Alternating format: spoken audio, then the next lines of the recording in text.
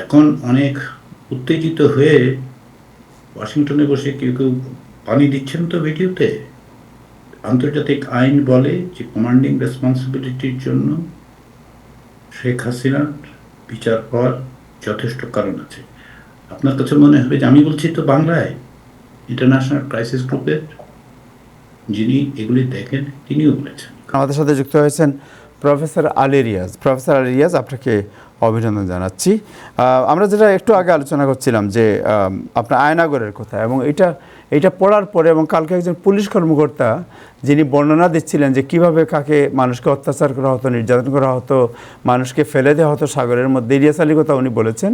এবং তিনি র্যাবে কাজ করতেন, একজন পুলিশ কর্মকর্তা, তিনি নিজে বলেছেন। এবং তিনি যখন বর্ণনা দিচ্ছিলেন তখন প্রায় তার কণ্ঠই ভারী হয়ে আসছিল তো বর্ণনার সময়, এবং তিনি এই জন্য চাকরি ছেড়ে দিয়েছিলেন। এবং তিনি এটাও বলেছেন যে কোনো কোনো পুলিশ কর্মকর্তা তিনি যারা অস্বীকার করতেন যে আমি গুলি করব না মানুষের উপর, এবং তাদেরকে শাস্তি দেওয়া হতো, এবং যারা গুলি করতেন এবং কেউ কেউ গুলি করে সারা রাত ঘুমাতে পারতেন না মানুষ মেরে, আবার যারা গুলি করে অভ্যস্ত হয়ে গেছেন তাদেরকে পুরস্কৃত করা হতো। এগুলো শোনার পরে আমাদের কাছেও মনে হয়েছে যে একটি গণতান্ত্রিক রাষ্ট্র, এই বর্তমান যুগের একটি এই যে বিশ্বের একটি আপনার অংশের মধ্যে এই ধরনের ঘটনা ঘটেছে, এটা সবার জন্যই লজ্জার বিষয়। প্রথমে যে আপনার কাছে অভিনন্দন জানাই, এটা আপনি আলোচনায় পার্টিসিপেট করতে পারেন, কিন্তু প্রথমে জানতে চাই যে প্রফেসর ইউনূসের নেতৃত্বে যে বাংলাদেশ যে নতুন সরকার, এই সরকারের সম্ভাবনা, তার চ্যালেঞ্জ, এটাকে আপনি কিভাবে দেখছেন?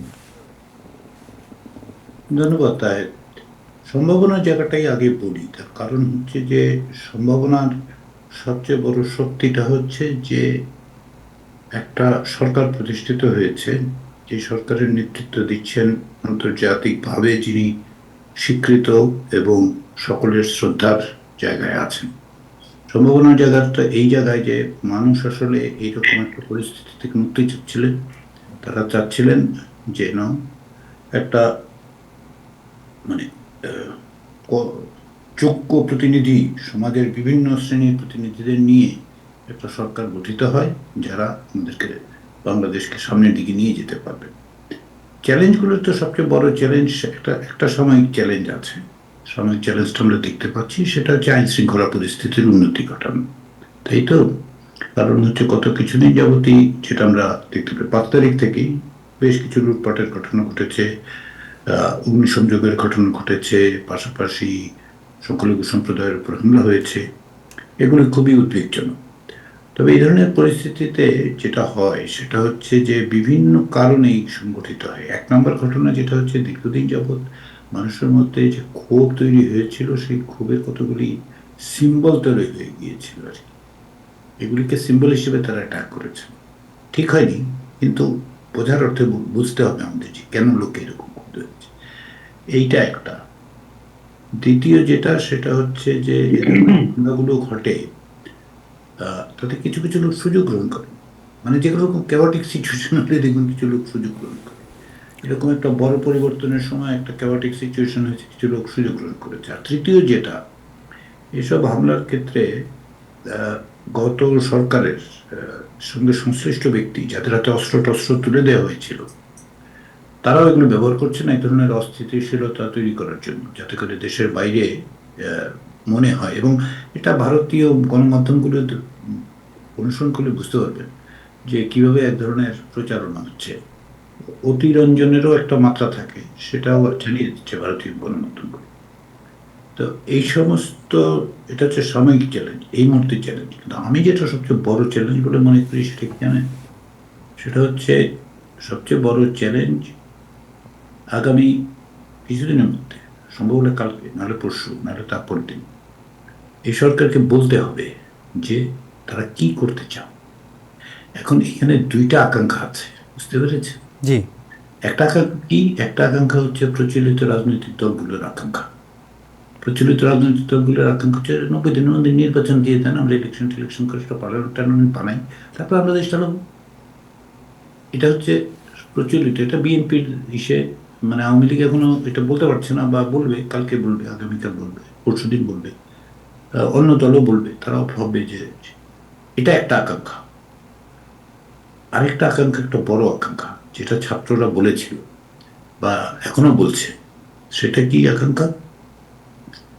সেই আকাঙ্ক্ষাটা হচ্ছে যে বাংলাদেশে এই যে পরিস্থিতিটা তৈরি হলো, এই তৈরি হওয়ার পিছনে কারণগুলো, সেগুলো আপনি মেটাতে পারছেন কিনা, সেটা তার জন্য সংবিধান সংশোধন করতে হবে। সংশোধন না আসলে, তাই আমি মনে করি এই সংবিধান রেখে আপনি এই ব্যবস্থা করতে পারবেনই না যে আরেকটা স্বৈরাচার তৈরি হবে না, পারবেন না। এটা আপনার আকাঙ্ক্ষার বিষয়, স্বপ্নের বিষয়, ইচ্ছার আগ্রহ বিষয় নয়, এটা কাঠামোগত বিষয়। আপনি সেটা কিভাবে করবেন? তাহলে আসুন আমি এটাকে বড় চ্যালেঞ্জ হিসেবে দেখছি, যে ওনারা কি আমাদেরকে বলবেন, কবে বলবেন, কত দ্রুত বলবেন। কারণ তার উপর আবার অন্য কিছু নির্ভর করছে, তো অন্য কিছু নির্ভর করছে হচ্ছে, তাহলে আপনি যদি বলেন যে আমি এই করবো, তাহলে আমরা গুনতে পারি, তাই না, যে আপনার কতদিন লাগবে, 7 দিন লাগবে, 70 দিন লাগবে, না 700 দিন লাগবে, তাই না? এইটাকে আমি চ্যালেঞ্জ বলে মনে করি। অন্য চ্যালেঞ্জ তো আছেই, যে চ্যালেঞ্জগুলোর মধ্যে ওই যে নিরাপত্তার পরে দ্বিতীয় ইমিডিয়েট চ্যালেঞ্জ কি, সেটা হচ্ছে আপনারা আয়নাঘরের প্রসঙ্গ আলোচনা করছিলেন না, জি জি জি জি। এটি কি ভয়াবহ জিনিস। এইরকম কাণ্ড তো শুধু আয়নাঘরে হচ্ছে তা তো নয়, 15 বছর ধরে খুন খুন, এই যে 500-600 লোক মারা গেল, তাই না? হুম হুম। কারো না কারো কমান্ডিং রেসপন্সিবিলিটি আছে, কারো বন্দুক চালানোর রেসপন্সিবিলিটি আছে, কারো গুলি চোয়ানের রেসপন্সিবিলিটি আছে।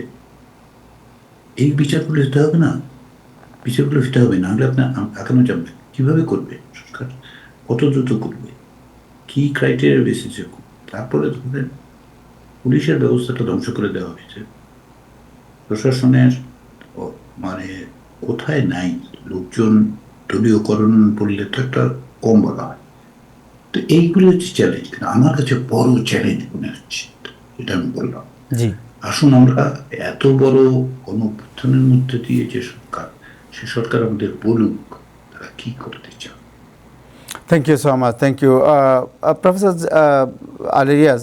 আপনার কাছে আসছি আরেকটা বিষয় জানতে চাই যে একজন একজন আজকে জানেন যে who is new York Times অনেকগুলো রিপোর্ট আছে প্রফেসর ইউনুসকে নিয়ে। সো আপনার কাছে ওনার যে বিছন এবং ওনার লিডারশিপ, এটাকে আপনি হোয়াট ইজ ইউর অ্যানালাইসিস?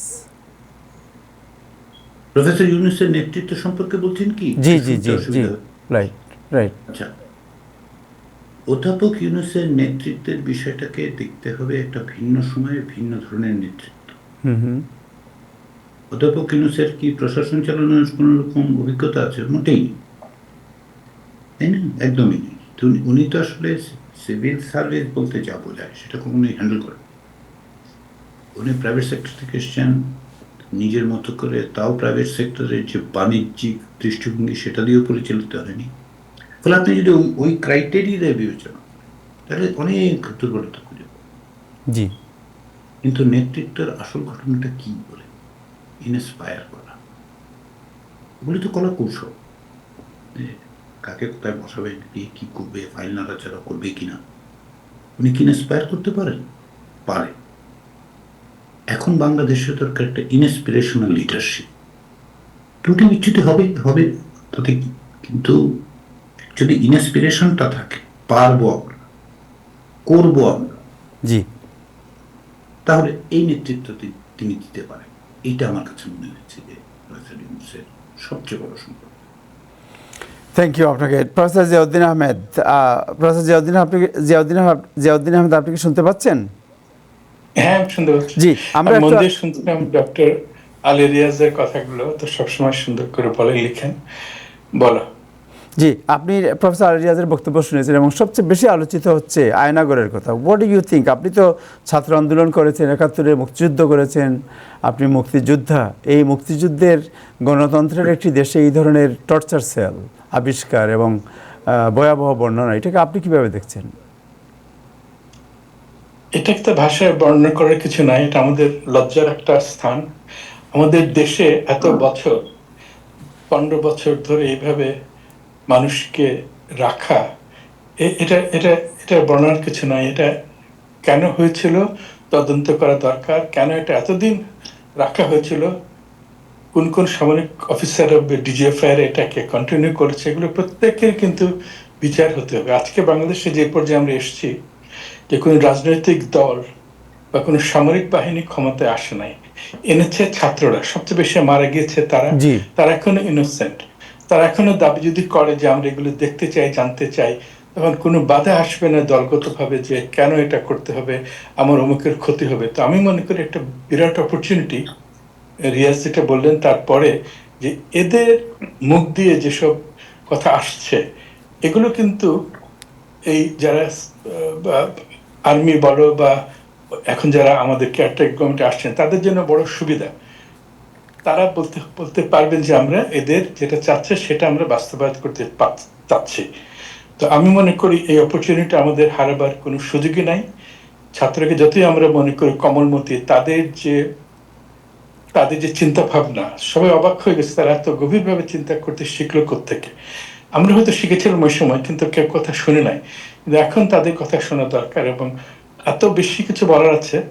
আমি মনে করি যে এটা যে ডোরটা ওপেন করা হয়েছে, প্রত্যেকটা জায়গাতে প্রত্যেকটা অন্যায়কে বিশ্লেষণ করার সুযোগ আমরা যেন না হারাই। আমি এখানেই থামবো আর শুনি অন্যান্যদের কথা। থ্যাংক ইউ রিয়াজ ভাই। আমি 30 সেকেন্ড নেই। আচ্ছা, ওয়েট ইব্রাহিম চৌধুরী আপনার কাছে আসছে। রিয়াজ ভাই বোধহয় কিছু বলতে চাচ্ছেন, তারপর আপনি বলেন। জি হ্যাঁ, সংক্ষেপে বলে আমাকে একটু যেতে হবে বলে আমি একটু সুযোগটা নিচ্ছি, যদি আপনার জি প্লিজ। সেটা কি জানেন, সেটা হচ্ছে শুধু আয়নাঘরের কথা বললে হবে না। আয়নাঘর তো একটা অমানবিক আচরণ। এই অমানবিক আচরণ কিন্তু কেবলমাত্র আয়নাঘরে ঘটেছে তা তো নয়। আপনি দেখুন গত 15 বছরে কত লোক গুমের শিকার হয়েছে, কত লোক বিচার বহির্ভূত হত্যার শিকার হয়েছে। এগুলির বিচার হবে না? এগুলি হয়েছে কেন? মূল জায়গাটায় আসিয়া ধরে কোনো প্রতিষ্ঠানগুলো আর থাকে নেই, বুঝতে পেরেছেন? সেনাবাহিনীর এই যে ডিজিএফআই অমুক তমুক এগুলি দিয়ে এই কাণ্ডগুলি করা হয়েছে, তাই না? এগুলো তো আকাশ থেকে পড়েনি। হুট করে 2টা লোক ঠিক করলে 4টা লোককে আটকে নিয়ে অত্যাচার করবে, তা তো হয়নি। একেবারে ক্ষমতার শীর্ষ পর্যায় পর্যন্ত যারা যিনি ছিলেন, যারা তো না, আসলে প্লুরাল নাই, এটা সিঙ্গুলার। তো এইটাই তো তাকে নিতে হবে। সেই জন্য আমি বলি কি জানেন, শুধুমাত্র দেশের ভেতরে না, দেশের ভেতরে এই সরকারের তো খুঁজে বের করতে হবে যে এরা কারা। তার চেয়ে বড় জিনিস হচ্ছে আন্তর্জাতিক আদালতে কমান্ডিং রেসপন্সিবিলিটির জন্য বাংলাদেশের তৎকালীন প্রধানমন্ত্রী শেখ হাসিনার বিচার হওয়া দরকার। কঠিন শোনাচ্ছে তো? জি। কমান্ডিং রেসপন্সিবিলিটির জন্য বাংলাদেশে একজনের কিন্তু মানে যে কোনো পরিস্থিতিতে কমান্ডিং রেসপন্সিবিলিটির বিচার হয়। একদম ইন্টারন্যাশনাল ইসেতে আপনার আইসিসিতে কমান্ডিং রেসপন্সিবিলিটি বিচার হয়েছে আগে। এখন অনেক উত্তেজিত হয়ে ওয়াশিংটনে বসে কেউ পানি দিচ্ছেন তো ভিডিওতে।